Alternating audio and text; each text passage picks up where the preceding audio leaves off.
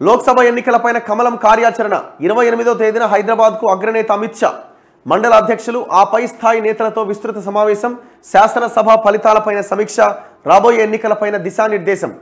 తెలంగాణలో లోక్సభ ఎన్నికల కార్యాచరణకు బీజేపీ శ్రీకారం చుడుతోంది. అగ్రనేత కేంద్ర హోంమంత్రి అమిత్ షా గురువారం హైదరాబాద్లో పార్టీ విస్తృత స్థాయి సమావేశంలో ఎన్నికలపైన దిశానిర్దేశం చేయబోతున్నారట.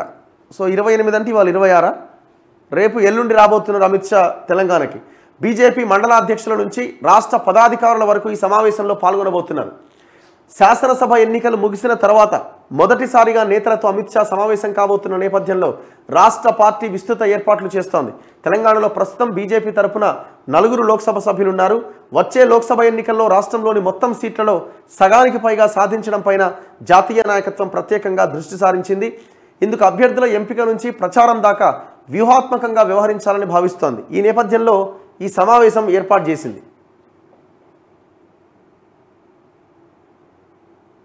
శాసనసభ ఎన్నికల ఫలితాలు విశ్లేషించి లోక్సభ సెగ్మెంట్ల వారీగా పార్టీ బలాబలాలు గుర్తించి దానికి తగినట్టుగా వ్యూహాన్ని ఖరారు చేస్తుందని రాష్ట్ర నేతలు పేర్కొంటున్నారు.